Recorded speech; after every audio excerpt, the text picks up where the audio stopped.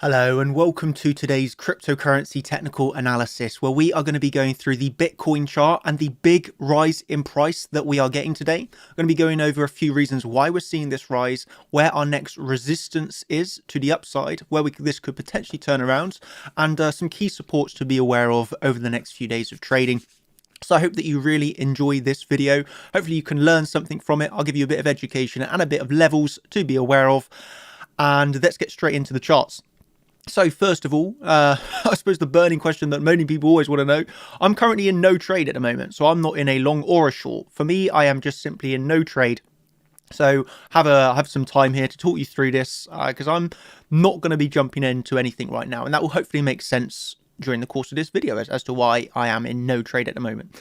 And so where do we sit right now on Bitcoin? I want to talk you through, before we go over what's happening right now, I want to give you some lessons here of what happened yesterday. So as you know, yesterday I was short on Bitcoin and we were looking for a drop. What happened in the end? Well, I'll show you exactly what happened really. We got our Fibonacci from the high down to the low, and you can see that we come up into your CC. So you kind of get this move up into the CC, a retracement from this, and you come down to a key support level around 40, you bottom out in $47,100. So almost basically $47,000 held you up as support in the end, and you start to get this squeeze overnight.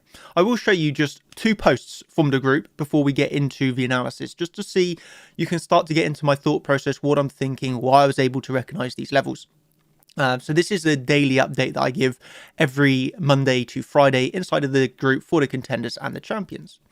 I was giving in that update yesterday, the 2nd, the key support level of $47,000. And within my little notes section, obviously I was telling everybody that I am still in a short position, but I'm happy to open along or close a short if we reclaim VWAP. And also saying that if we break down from the current smaller range, which obviously we did a few hours later, I expect a test of the daily $48,000. So you can visualize this. Basically, I'm saying if we break down here, I'm expecting a test of our daily. Well, ladies and gentlemen, we obviously did get the move down below the daily in the end. And this is the really important key thing that I really need to emphasize, that we are taking profits on the short positions. So why is it important to take profits? Well, I mean, it's pretty obvious, isn't it? That if you're shorting around here and you get a move to the downside and you do not take profits, well, then suddenly you're in a massive losing trade. Whereas if you short here and you take profits at the lows, for instance, put your stop loss back at entry, when price rises, obviously stops you out the rest of your position, you will have made money. So this is a really key thing in trading. You always have to remember to take profits at your key levels, because there's the potential of the reversal. 47,000 was literally a really big, important support level for myself anyway. And so when you come down to big support levels such as 47,000, you got to be locking in profits. And, I made it very clear to my team anyway that personally for me, this was a big take profit zone. And then what happened in the end? Well, let's go down onto a lower term time frame. You can see this very clearly. If we come down to a really low term time frame, 1 minute chart. And this is another thing you have to remember. I love to trade the 1 minute charts. So, yeah. But anyway, well, you can see on the 1 minute chart how we lost that daily. We backtested resistance, resistance, resistance, resistance, resistance, resistance, resistance. But as soon as we break through, this is where the short squeeze started, isn't it? Okay, so you can see you had those areas of resistance for several hours. You finally break through. You get the back test of resistance into support. Well, and the rest is history, isn't it? We have just continued to short squeeze up all night, all night, all night.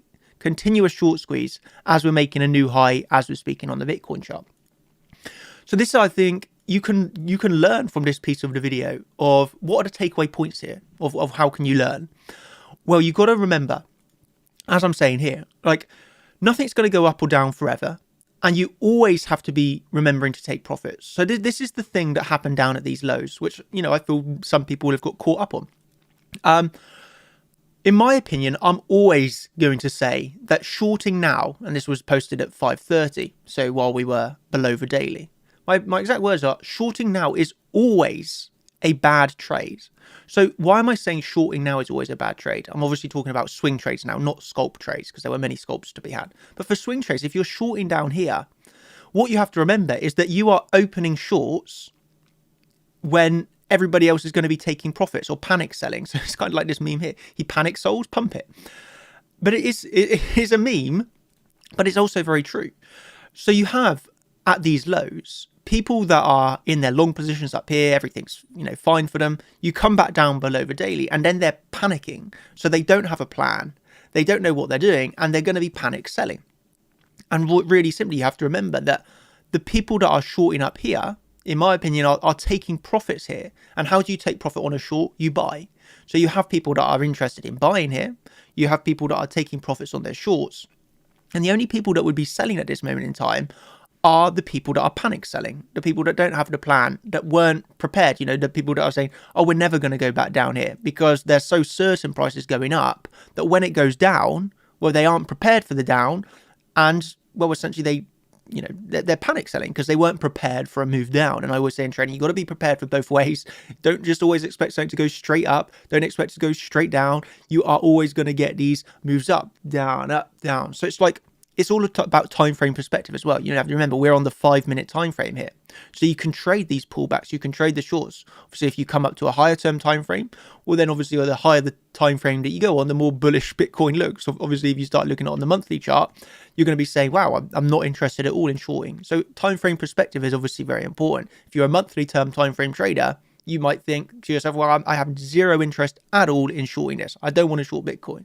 Whereas if you're trading on the 5-minute chart, well, you can see that there are a lot of shorts to be had all the time, because you have to get in to your trade. You have to remember to take profits. And, time frame perspective is a very big, important thing to remember. So that's kind of what happened in my opinion in the end. We had our nice shorts yesterday. Everything was brilliant. We made our way down below the daily. This is obviously a take profit on the short. And in the end, the invalidation, we can say quite simply, really was as soon as we came back above that daily level. So as soon as we get back above the daily, I don't think there was any reason to be shorting any of this, because essentially we had seen the fake out. Remember yesterday how we were aware that we could see this fake out of the pattern where we get a move to the downside, trap the shorts and then move back up? That is essentially what we got. So as soon as you reclaim your daily level, fair enough if you were shorting here, your invalidation is what, like 0.5%? You lose 0.5% and then make money on the rise up. Hopefully you're just sat in like spot Bitcoin, for example. You're making money at the end of the day, and that's what you want to do. You want to get into the mindset of making money in trading. And there's actually a famous quote that you don't have to be right in trading to make money. Just have to get right. You just have to be on the right side of the market. For example, here we could be expecting a big drop to the downside. You get a drop to the downside, get stopped on the rest of the position. You made money on that trade even when you were technically incorrect.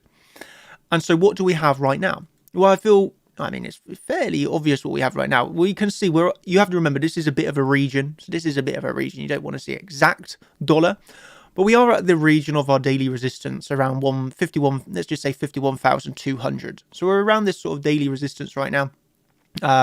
You are seeing, selling pressure occur here. Naturally, it's a daily level. This region is going to attract sellers. So you have this region of daily resistance. Of course, if we break above this daily resistance, we can look towards our next level. And our next level, it's still the same I've been saying a while now, that if we break above this daily with conviction, so we don't want to see any swing failure patterns, don't want to see absorption, but if you break above that level with conviction, then your next level really is up at around $56,000. You have a few sub levels prior to this, but from a swing trader's perspective, if you break out of this big daily range, well, then your next level above you is if it is literally around $56,000, break above that, you're going to be going, I would have thought, to all-time highs again on the Bitcoin chart. So that's how I would approach this. Again, I am in no trade at the moment, so I'm not in a long or a short. I'm going to wait to see if we start to see absorption here or a push, and sort of reclaim this level. So I'm hesitant to jump straight into a short. I'll happily give this, an hour more to see how this progresses. I'm not in any rush to jump into anything here. So yeah, this is the way that I am going to approach it. I'm going to be staying on my toes, patient, I suppose, to wait to see how this volume and open interest reacts. Are we going to start to see absorption? We don't actually have any at the moment, so that's what I'm going to be waiting for. And if I start to see that, well, then I'll happily short it. I'll happily short it. Would have a clear invalidation. Alternatively, we don't get anything here. We make our way back above the daily. We reclaim it, and we're going to be keeping our eyes on the swing failure. Always, you just have to be aware of that. And if we start to reclaim that 53,000, then I feel you're going to look towards $56,000. This is going to give you quite a high target, but you can always look for one-to-ones. They generally do offer nice levels. So your one-to-one of this move is going to come in at 54,300. So then you have, I'd always be aware of where the one-to-ones are, and that is 54,300. So, I've given you quite a few levels to be aware of in terms of resistance to the upside. In terms of support now, well, one would say $50,000 should be support. Okay, $50,000, big psychological resistance. If you break resistance, one envisions that should act as support. Okay, there's no guarantee it does, but one would imagine that it does act as support. If it doesn't act as support, we'll look down towards the daily again, $48,000. It's as simple as that. It really is. You don't need to overcomplicate things. So that's the way that I'm approaching it right now. I'm not in any rush to take a trade. If we start to reject here, I will happily short. Of course, I would be. If we break through the level, then I'm aware of where the next levels of resistance are. I would say we are in the middle of a short squeeze, so this is where you want to take a little step of confirmation. You don't need to rush into shorts because otherwise you could get caught into short squeeze, I suppose. And yeah, that's really how I'm approaching it. So the summary of this video. Let's make it very simple and clear. My summary is, yesterday we had really, really, really nice short positions. The people that were literally trolling us saying Bitcoin's not going to retrace, well, we got the retrace. Majority of people would have been stopped out on this move.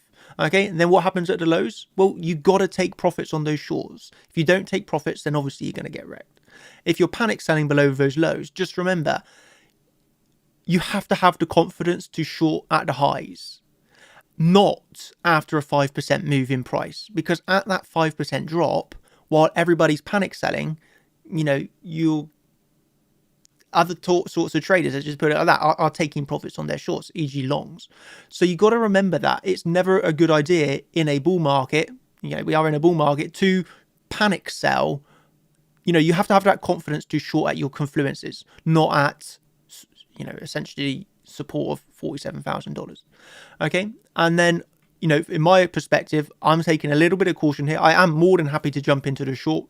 I'm just not in it as we speak, but I'm more than happy to short this region if we actually get any sort of sign of absorption, which we don't have at the moment, but obviously that can change.